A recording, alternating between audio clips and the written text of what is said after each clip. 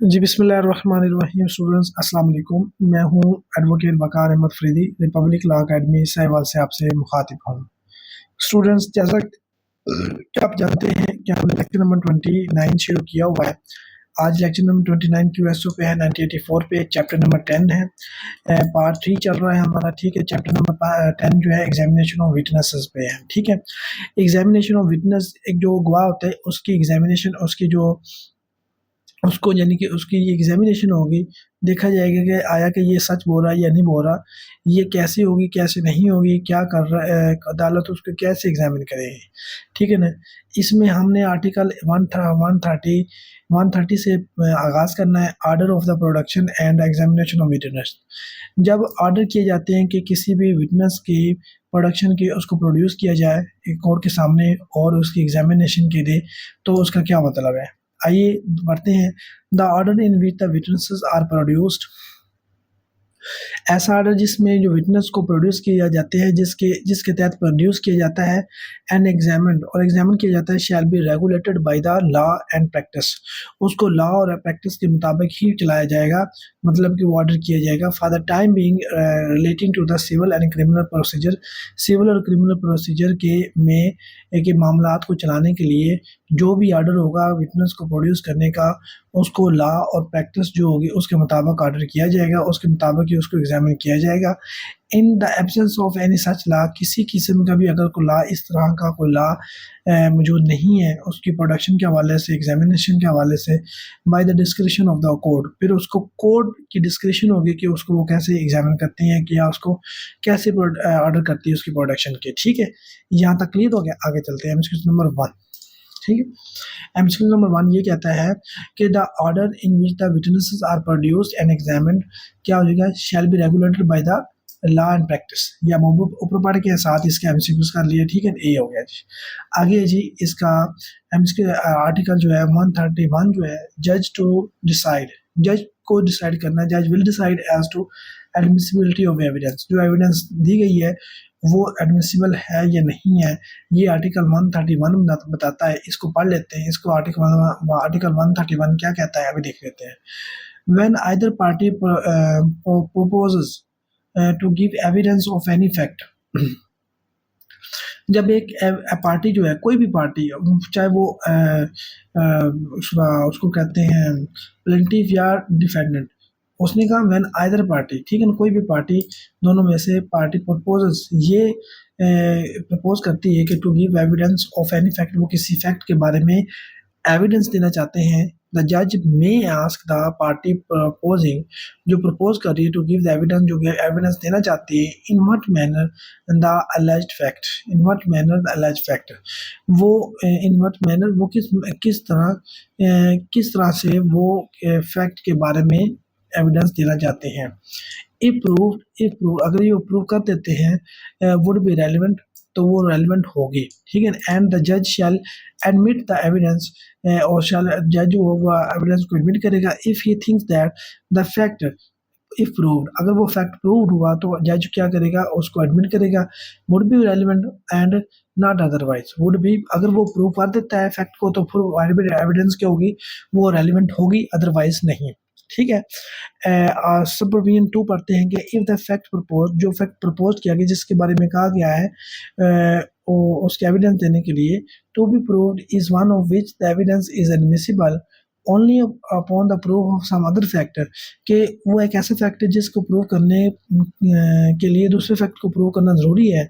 Such last mention fact must be proved before the evidence is given of the first mentioned, तो उस last जो जिसको prove करना पहले ज़रूरी है, उस फैक्ट को प्रूव करने के लिए उसको साबित करना बड़ा ज़रूरी है पहले फैक्ट को प्रूव करने के लिए।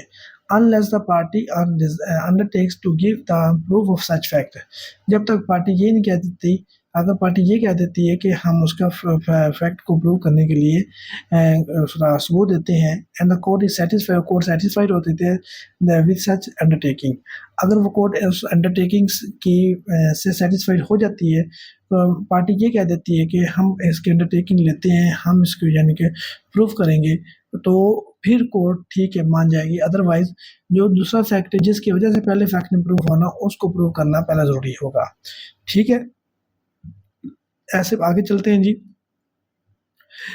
If the relevancy of the of one alleged fact depends upon the other alleged fact, एक जो फैक्ट है जिसके बारे में जिसको प्रूव करना या डिसप्रूव करना कोर्ट में चल रहा है वो दूसरे फैक्ट पे के प्रूफ या डिसप्रूव के पे डिपेंड कर रही हो।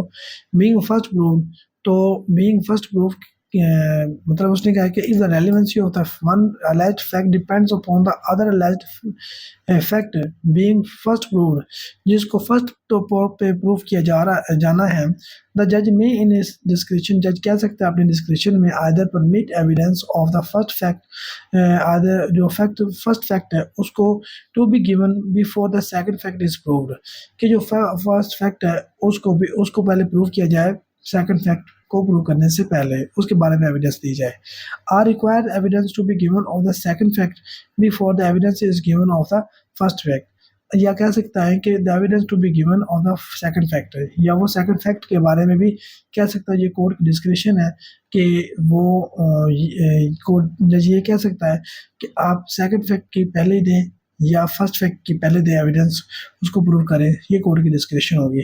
किस सूरत में if the relevancy of one alleged fact depends upon the other alleged fact पे, देन अगर एक फैक्ट दूसरे के फैक्ट पे डिपेंड करता हो प्रूव करने पे, तो फिर कोर्ट कह सकती है कि पहले को पहले या प्रूव कर लिया या दूसरे को प्रूव कर दिया जाए। ठीक है, इलस्ट्रेशन पढ़ते हैं जी।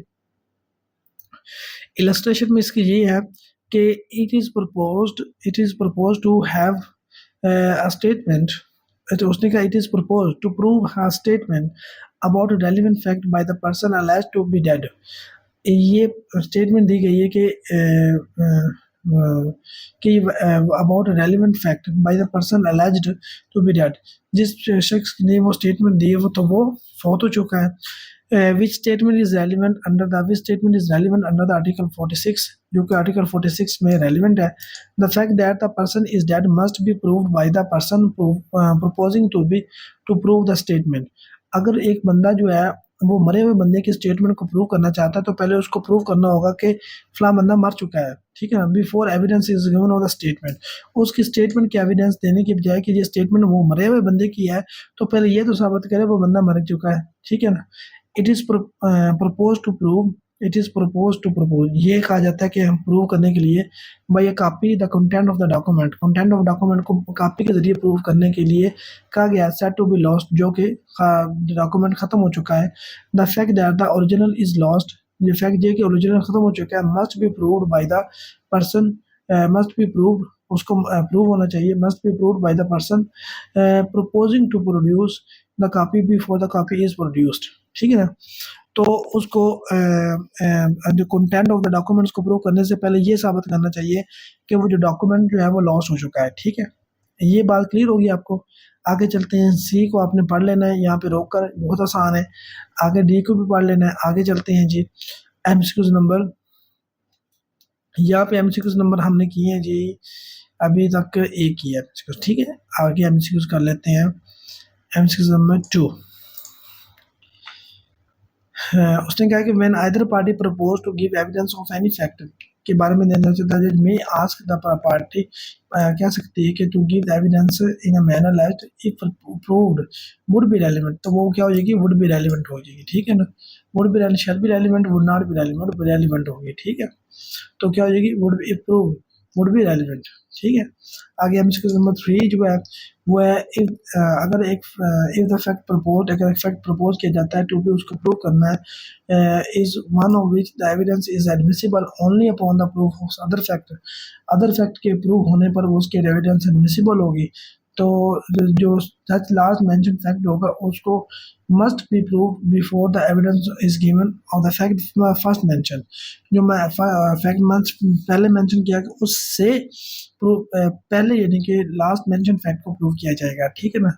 तो ये इसका एमसीक्यू क्या आ जाएगा, जो आप कोर्ट इज सेटिस्फाइड, अगर तो and the court is satisfied with such undertaking, अगर कोर्ट सेटिस्फाइड है तो फिर यानी कि वो कह सकता है कि कोर्ट को जज कह सकता है कि आप जो आप जिस अंडरटेकिंग ले रहे हैं वो आप पहले प्रूव करें, ठीक है ना। कोर्ट इज सेटिस्फाइड, ये ऑप्शन ठीक है। एमसीक्यू नंबर 4, एमसीक्यू नंबर 4 क्या कहता है, अभी देख लेते हैं नाम। MCQ number 4, if the relevancy, उसने कहा if the relevancy of the one alleged fact depends upon the another alleged fact being first proved, ठीक है ना। तो क्या हो जाएगा, जज में इन इस डिस्क्रिप्शन, यहाँ पे आ जाएगा ऑप्शन जज में इन डिस्क्रिप्शन, ये ऑप्शन आ जाएगा, ठीक है। आगे जी एमसीक्यू नंबर 5, एमसीक्यू नंबर 5 क्या कहता है, it is propose to have to prove a statement about the relevant fact by a person alleged to be dead। अगर एक बंदा प्रूव करना चाह रहा है एक मरे हुए बंदे के स्टेटमेंट को, तो उसको पहले ये साबित करना है कि वो बंदा क्या है, उसका बंदा फोट हो चुका है, पहले उसको ये साबित करना है। तो ये स्टेटमेंट अंडर सेक्शन 46 के में क्या है, रेलिवेंट है, ये ऑप्शन ठीक है। आगे जी एमसीक्यू नंबर 7 जो है, 6 जो आना था यहाँ पे, 6 एमसीक्यू नंबर ये कहता है कि एक अक्यूज्ड है वो स्टोलन प्रॉपर्टी लेता है जानते हुए कि ये स्टोलन गुड्स हैं, तो it is propose to prove the it denied the possession of the stolen, it denied the possession of the property, कि उसने प्रॉपर्टी की जो उसके पोजेशन उसके डिनाई किया, इनकार किया। The relevancy of the denial depend upon the identity of the property. अब उससे इसकी जो रेलेवेंसी है कि उसकी डिनाइल किया है, ये डिपेंड करता है उसकी प्रॉपर्टी की आइडेंटिटी, क्या प्रॉपर्टी जो उस चोरी हुई वो चोरी की हुई है या नहीं की हुई। इसका ये क्या हो जाएगा, द कोर्ट में इट्स डिस्क्रिप्शन, कोर्ट क्या सकती है में इन डिस्क्रिप्शन, यहाँ पे क्या ना खाली जाएगा, द कोर्ट में इन डिस्क्रिप्शन, ये ऑप्शन ठीक है। इसको आगे पढ़ लीजिएगा। आगे एमसीक्यू नंबर 7 जो है, एमसीक्यू नंबर 7 ये कहता है, it is proposed to prove a fact A which is said to have been cause or effect of the fact in issue. There are several intermediate A, B, C which must be shown to exist before the fact can be regarded as the cause of the effect of the fact in issue. The court may either permit A to be proved before the B and C D is proved, or may require proof of B, C, D, and before permitting proof of A. May require proof of B. May require proof of B. ये क्या सकते हैं, require कर सकती है B से क्या वो उसको प्रूव करे, ठीक है ना। ए ऑप्शन ठीक है जी। आगे जी हम इसको नंबर ले जी हमारा यहाँ पे ये अपना ये भी लेक्चर हमारा ख़त्म हुआ। आगे हम करेंगे एमसीक्यू इलेक्शन नंबर 30। इसको इंशाल्लाह ये हमें लेक्चर जो है ये हमने आर्टिकल्स 120 131 131 के तक हमने पढ़ लिया इसको अल्हम्दुलिल्लाह से, और 132 से आगे आगाज़ करते हैं लेक्चर नंबर 30 का, ठीक है। थैंक यू वेरी मच, अल्लाह हाफिज़, नए लेक्चर में मिलते हैं।